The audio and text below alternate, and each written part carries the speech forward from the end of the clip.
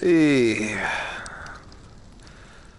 Greetings, fellow ghost hunters.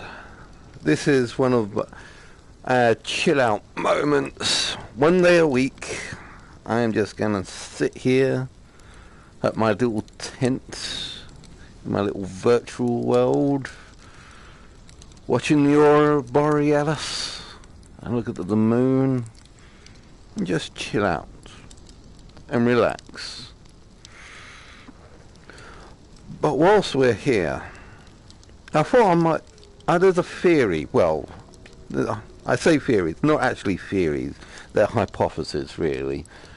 And I thought, whilst I'm sitting here at my little virtual PSVR campfire, what do we normally like at campfires? Ghost stories. We always like to tell ghost stories at when we're sitting around at a campfire at night and listening to the howls of the wolves. But I don't really have any ghost stories to hand. But I do have one of my little theories on how to create a ghost. Throwing snowballs around. Oh, and that means my thing is about to run out of power, so let me just quickly plug that in. Let me just plug that in so that doesn't run out. There we go. So hopefully that doesn't run out of power. Yeah, as I said, this theory, hypothesis, it's something that I thought about for quite some time, over many years. Although I'm going to have to read some of my notes, or just revert to some of my notes, so sorry if I'm like looking up into the sky, which is just basically my me putting my VR headset on my head whilst I look at my notes. But yeah, how to create a ghost. Well, before I go on to creating a ghost, I would like to read some of my notes on theory of energy from the human body, as we might call it, spirits. Right, let me read this. As humans eat and move, we generate energy. Just as everything living or moving, it needs energy. Without energy, animals can't live, and objects can't move. And humans generate a lot of energy, from the movements in your limbs, to the beating of your heart, to even the thoughts in your brain. Is it not true that if you do not have energy, you can't even think?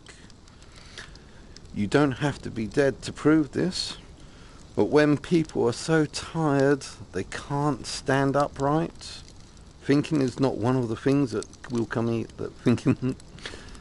I should drop the play acting. I'm probably no good at it. But when people are so tired they can't even stand upright, thinking is not one of the things that will come easily. Humans are in general a giant battery of this energy, always recharging itself, always growing, always evolving, and always changing and thinking. Your thoughts in your brain, basically.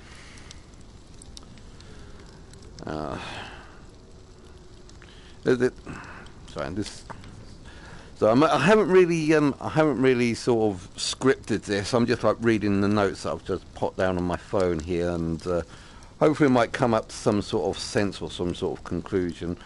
Maybe I should have wrote out a script of what I should actually say on here, but scripts never ever go to plan. And as I said, these are just notes that I've noted down on my phone. But when it comes to energy and people, I think it's under like the rules of thermodynamics or laws of physics or whatever you call it, is that energy cannot be destroyed and energy cannot be created. You start from what it can, however, change forms. For example, like when we eat food, let's say we caught a fish, the fish has energy inside it, and then when we eat that energy, that goes into us. Or let's just say if we well, yeah, draw it upside down. Let's just say, I think some people put it on the internet quite well, that you can transfer potential energy to kinetic energy. So let's just say, from the moment a rock is on the ground, it has no energy. However, when we pick it up, we're transferring energy from ourselves to the rock, and therefore that becomes potential energy. The rock contains the potential energy we have given it by picking it up. And however, when we drop the rock, or in this case snowball, it turns into kinetic energy until it hits the ground. So therefore, energy cannot be destroyed, it cannot be created. It can only transform from one version to another. It can only be used. And that's why we're saying with people become like batteries for all this for this energy that is spread out in this world. Right, let's move on to the next section. Theory on ghosts. I'll just read my notes here. See if I might come up with some guys. Okay, here we go. Whenever there is a large release of energy, it leaves an impact on the world around it. For example, in a nuke, it shows in the form of radiation. In explosives, it's heat. When a sun goes nova, the result can rip a hole in space-time. But what happens when there is a rush of spiritual energy from the human body? The energy built up over a lifetime, tinged with thought, would create a ghost. Not a living or thinking thing, but an image, a footprint on the world. But to make a ghost, the release of energy has to be so great, so powerful, that it doesn't just slip away like most people when they die, but explodes with such intensity that it rips the world around them and leaves an imprint. As emotions are directly linked to a person's energy, passion, fury, and other very, very intense emotions are the key here. If emotions are key, then the location is the door. As a person walks around this world, they are emitting energy all the time. When a person walks up and down a hallway, when a person walks up and down a hall, their energy spills out of them unseen and undetected, soaking into the floor, the walls, the very air itself. But this is going on all the time, and you don't notice it. But yet you do, when a home feels safe and welcoming, because even when empty, the essence of those you love and keep close to you emit from every room and every wall. Or fear if the reverse is true. And when people pass away or just leave their energy is still left behind, and people can always feel this. So basically what I was saying in that note is that energy is directly controlled by your thoughts, and your thoughts are key to the type of energy that is left around. If you are very loved thoughts directed to emotions, such as if you are very loved, you will feel warm and welcoming into the home. So if you're in a loving relationship with your partner, then you would look forward to getting home, because it is such a welcoming feeling, and it's a place of belonging and needing.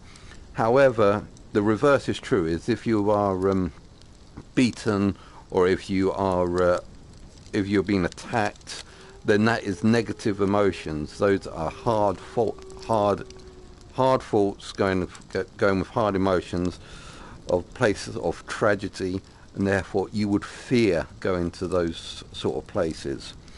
And that's why, as I said, you can actually feel it's it's not just part of your past or past or present, but other people when they walk into a house where, let's just say, murders have been committed or really atrocious acts, they feel like they're walking on eggshells. They feel the tingle at the back of their necks. They can feel that something is wrong in that area because there is such bad vibes, as so to speak, in this area. I'll just continue reading.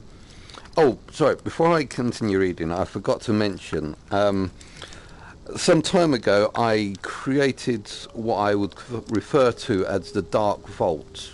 I mean, in the Dark Vaults, it's basically where, I mean, if this was like some sort of fairy tale, it would be called like a grimoire or forbidden knowledge or things that you shouldn't really play around with or tamper with because it works on such a dark and foreboding nature. This I consider in the same sort of essence because it does work on such negative thoughts. Works on, well, as you can tell, it's going down a really dark path. So that's why I sort of locked this into what I called my dark vault. But as I said, I'm trying to bring this out just for views. Yeah, unlock the dark secrets of the universe of mass death and destruction, just so I can get those extra likes and subscribers. Yeah, what we wouldn't do for YouTube. Anyway, let's carry on. Let me read the next section.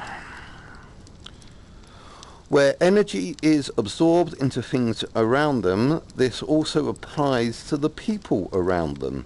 When two lovers meet, they spend a lot of time focusing on each other. Emotions are the key to fueling the boost of human spiritual energy. And when you spend that emotion focusing your energy on one person, i.e. your lover, and they the same for you, you both are giving each other a piece of their own spiritual energy. And in doing this, you create a sort of bond with each other. And the more time you spend focusing on each other, the stronger that bond becomes. During the act of making love, your emotions are intensified tenfold.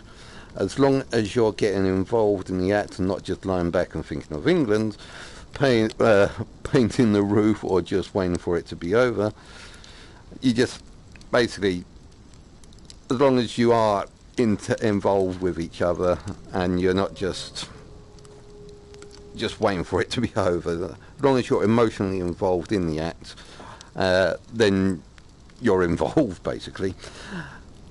When you are very When you are very much involved, you give your partner a lot of energy and strengthen your bond with them.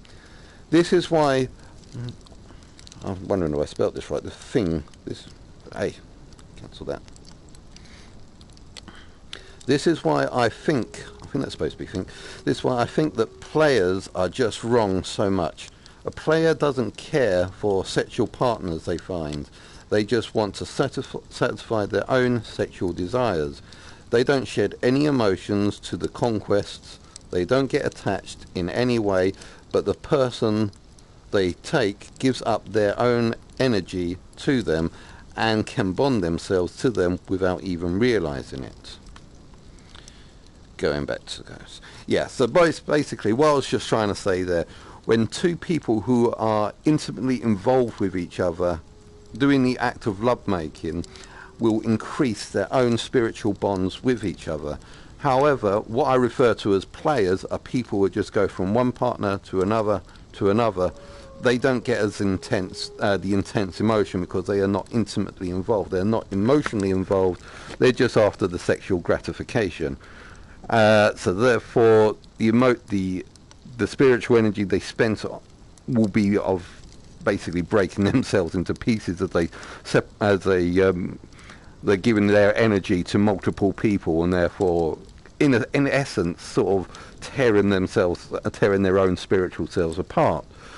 Whereas a person that they may be targeting could actually get an attachment or a bond to a player or someone who is playing them, and can be quite the devastating result.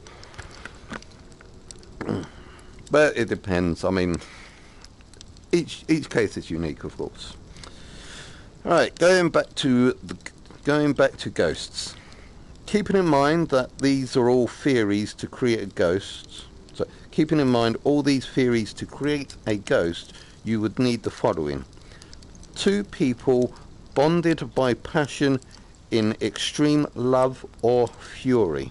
And when I mean extreme love or fury, I mean, as I said, it goes both ways, love or hate. I mean, 2 people bonded in hate could be people that have a very intense rivalry with each other, so, and would probably end up killing each other, or but yeah, I'm saying works from one extreme to another. Okay, keeping in mind all these theories to create a ghost, you will need the following: 2 people bonded by passion in extreme love or fury, a rush of extreme emotion in death, a violent and passion-fueled death like that of a murder. And the final part is the location, like the home they're both living in. The stronger the bond is that both people have to the location, the more likely the ghost will form. Right, let's see if I can work this out. So basically, the act of murder of a person in a fury-induced state would only result in a ghost if it's created in a location that the person is currently bonded to. Such as, let's say for instance, a person who was really in love with another guy. A woman was in love with a guy but was held prisoner at their own home by say their father, and wouldn't let them out. There was such love and passion between the 2 lovers, and extreme anger at the father for not letting the daughter out. And in this extreme passion of fury, the father kills the daughter whilst in their own home, which is saturated by their own spiritual energy in every wall, in every door, in every room. So the doorways will become, the rooms, the pathways that the person would have walked in life will be the pathways the ghost will be able to take in death. Walking around the house, forever being out, calling out to her lover, and not being able to leave the confines of those houses, because those are the only places that her intense emotions were subjected to. Yeah, I think that's right. Like I said, I spent several years thinking on this, and I've totally forgot about it for the past several months, and I've just only recently brought it up. Hopefully I can, if I might come on a little bit later. I might try and see if I can revisit this at another point when I want to clarify a few things up. But I think we basically got the basics down here and the understanding of what's what. I don't think there is much else that I could actually say for that. But yeah, as I said, this was part of my dark vaults stories, and yeah, don't go out murdering people. Don't try and copy any of these situations just to try and see if it would work. But yeah, that's sort of my theories on how a ghost would be formed. It's not an actual living, breathing. Well, yeah, no, ghosts generally aren't living or breathing, but it's not an actual entity with intelligence. It is just basically an image left behind from a release of spiritual energy after death, like an explosion. Oh, what's going on here? Please connect dual shot. It's got the power connected to it, it's just not charging. Okay, fine. I'll let that charge for a little bit. No, I can't actually disable. Oh, nuts. guess I'm going to have to use this one then.